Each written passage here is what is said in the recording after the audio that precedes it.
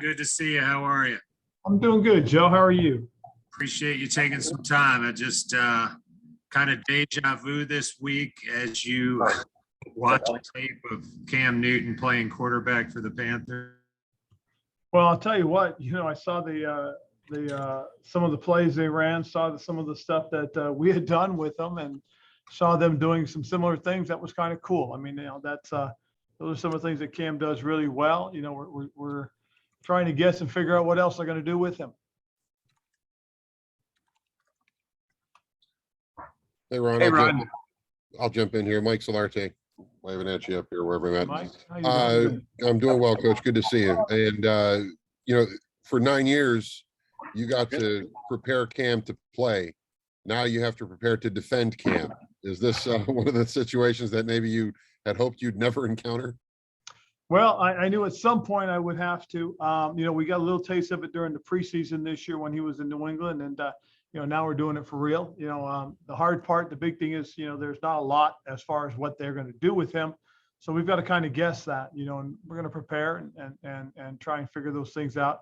We'll take a look at some of the things that he did when he was in New England, and we've already talked about some of the things that we've done with him in the past as well. But just trying to guess and take a good look at it. We don't want to lose sight of some of the other players that they have. I mean, they got some terrific players, especially, guys like Christian and DJ Moore, guys like that. And, they got a good receiving core of talented players. So we've got to prepare for them. And look, just to follow up in regards to Cam, I know that losing Chase is obviously a big loss for you guys on that edge, but how big of a loss is it when you face a guy that can get outside and do the things that Cam does? Well, it is. I mean, the thing we've got to do is make sure we're really good with our edges. A great example was a couple of the plays that they ran this past weekend, especially the first one down the goal line. I mean, we're going to expect some sort of Q sweep or Q power. So we've got to be ready to handle that and make sure we set a good edge and try and keep him contained. But we do know that he can throw the ball off of that. We do know he'll have a lot of options as far as weapons when you look at the playmakers they have. Hey, Ron, David here. Good to see you. Wanted to ask you were so good at letting Cam be Cam. How tough was that in the very beginning, and how important is that for him to be successful?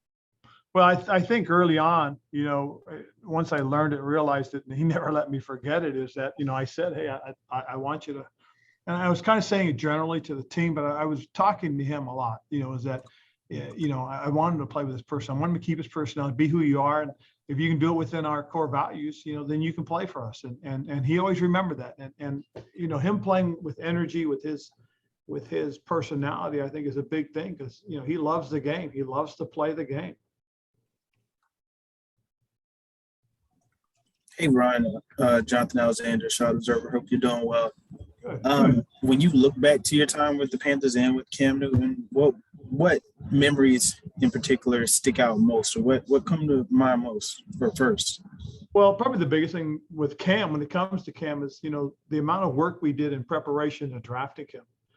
And one of the things that I always will remember and always appreciate is the opportunity that I had to fly out to Atlanta the weekend before the draft. Flew out to Atlanta and spent the day with him and his family.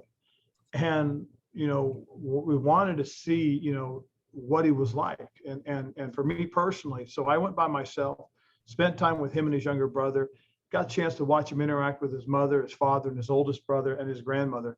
And I'll tell you what, when you see a young man in his own environment, the way he handles himself, and really, what I was really impressed with was his mother, the firm hand she had with those guys. And I thought to myself, wow, this is the right kind of young man. We're going to draft the right guy. And that pretty much solidified it for me as far as the draft was concerned when we picked him number one. And then, with him, there's a lot of individual moments that we had that I really appreciated just because of who he is as a young man. Just a lot of the ups. I mean, we had a lot of big time ups, but probably the biggest also as far as downers was when he had the car accident. And then when he, when we lost the Super Bowl, he took it very hard, very personally, because he didn't want to lose. He wanted to win, and he's a winner, and that's who he is. Hey, Ron, Ellis Williams here with the Charlotte Observer. Building off that anecdote you had about going out to see Cam before you drafted him. How have you seen him evolve off the field as now a 32-year-old Cam Newton prepares to play you guys? Well, off the field, you see, he's an entrepreneur. He has some, some stuff outside of football that he's been working on and preparing himself for later in life, and you can see that. So that there's also, fatherhood, which I know he absolutely adores his children.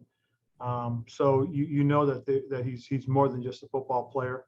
And some of the charity stuff he does, the 7-on-7 passing league stuff that he handles for a group of young men that he coaches up. So you see that he's grown beyond just being that football player. And so, as we prepare to play him, we know that, he's a different guy on the field, a completely different type of player that these types of athletes, they're not a whole bunch of them. So you've got to prepare for his skill set. And building on that, talk about on the field. Do you still notice him being able to make all the throws and being the same type of athlete he was when you had him here in Carolina? I would say, based on what I saw, as far as the preseason game against New England, he made some really good throws. He took a big shot from Chase. I know that his first third down, Chase came off the edge and Cam bounced up like it wasn't much there. I mean, that's just who he is in terms of, of being able to withstand that kind of a hit. So yeah, I think, based on the things that they've done in the past, I think Cam's going to fit exactly, in for them. I mean, to me, it's a very bold move in what they did because, they have some talent. They're a good young football team that's growing. Coach Rivera, this is Chris Lee from WRL in Raleigh, North Carolina.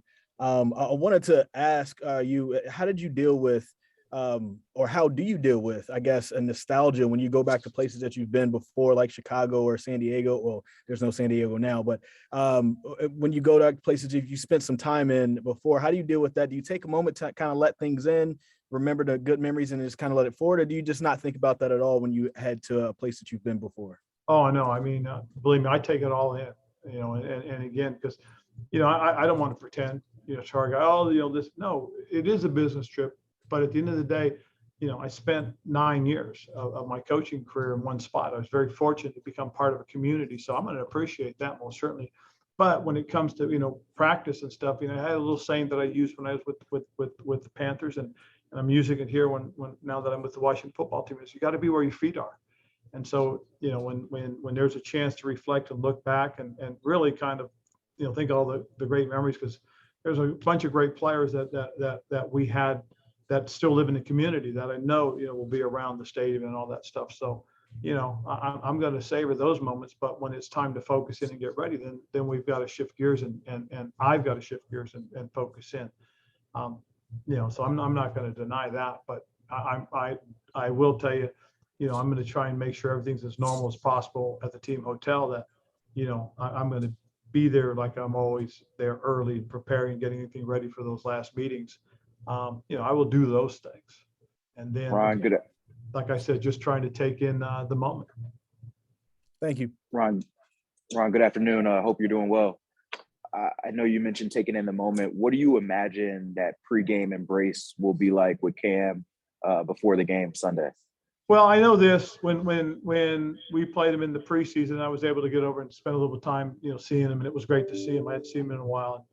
He's just, again, he's such an iconic figure for me personally, because, we are connected a little bit to a degree, because he was our first pick. He was the first pick of the draft in the 2011 draft, and, went on to be a rookie of the year and a league MVP. So, for me, I'm, to a degree, I'm tied to him. So, yeah, it'll be cool. It really will. I mean, it was cool when I saw him in New England. So it's, we've had that already, but, it'll be good to see him again. It'd be good to see a few of the other guys that we drafted and had on our football team when I was there. Ron, Will Pelagic from WFNZ. Hope you're all right. Is it a little different now that you kind of did this last year? Is it Yes. a little old hat for you? It is a little bit, Will. It is. The big difference, obviously, is we're going back to Charlotte, and it's funny because one of the things that Stephanie and I talked about more so than anything else is, we're kind of excited to see some of the old sites. I mean, again, like I said, you spend 9 years in one spot and you become part of the community. It's kind of neat to go back. It really is. And so it's just something that, we're looking forward to in terms of that. Stephanie will be there. She's going to go down early. She sees some of her friends. And for the most part, I told her, just tell, the folks that, I don't get to see that, hey, I hope to see them. We're going to come back in the spring and spend a weekend there and try to see as many people as we can. And just to follow up, what does he do to, I guess, make them different offensively? I know that probably you prepare for some things, at least to do some plan ahead stuff for them, but how does he change the way you prepare for them offensively? Well, he's a true triple threat. I mean, he can, first and foremost, he can hand the ball off. Secondly, he can run the ball. Third, he can pass it. I mean, he has that ability, and so you've got to focus in on all those little details of his game, and again, trying to go back, look at the things that he did when he was at New England, look at some of the things that he did when he was with us, and try to figure out what they're going to do to try and implement some of those things. Hey, Coach, this is Stephen Toronto of the Riot Report. Just building off of some of the other things you had been asked about your return to Charlotte, one of the things that I always thought was missing from your exit was that you never had that moment of closure where the home crowd could sort of see you off the field one last time, just because with the timing of it, you were basically there one day, gone the next. I know you had your big yard sale with the city a little later, but how much do you regret, if you do, not having that one last moment with the fans at Bank of America Stadium? I don't. I really don't. I don't have a lot of regrets. And then that's I never really thought about that, but I do know this. So when Stephanie and Courtney had stayed out there, and I was coming back between both places, getting to see folks and being able to say goodbye, really I think created that opportunity. And one of the things I really did appreciate really was the opportunity after, Mr. Tepper and I talked, and he gave me the opportunity to have the press conference the next day. I think that was probably it for me right there. It really did. I mean, it was great. I mean, he treated me with a lot of respect and dignity, which I thought was really good of him. And I appreciated that. And so having that opportunity, I think probably was what created that for us. The yard sale was pretty cool too, because having folks be able to come up and say thanks, and we really appreciate that. That meant a lot, because they came and supported a charity, the Humane Society of Charlotte, that Stephanie and I felt very strongly about. Got time for 2 or 3 more. Ron, I've got a follow-up here. Talking about the Panthers and that bold move with Cam, why do you think he had to kind of wait on the sidelines for a couple months? And did it have to be sort of the right fit for him coming back to any team? I think that was probably part of it, but I will say, as I said, with from my perspective, just looking at it, I think it's a good situation. It's a good young football team. Defense is playing very well right now. And they're looking for a spark. Their starter gets hurt. They have a backup. You also have a guy that's got a good history, strong history here, that loves it. And so this is kind of like I said, it's kind of a cool situation for him to come back into. It's going to, and it's going to make for a hell of a game. I really do. I'm excited about Sunday, and I think it's going to be fun. I look forward to it. Ron, Matt says he doesn't want Cam light. He wants a full Cam. What is a full Cam to you? Well, I think it's going to be the whole thing. It's going to be the RPO stuff, the zone read stuff, the quarterback play actions. And again, we're just guessing, because you really don't know. And then you try to look at what Brady's background was, as a play caller, play designer. And trying to say, okay, if they can do this, what they did last week, they can also have these options tagged into it. So there's a lot to guess on, and we'll see what happens.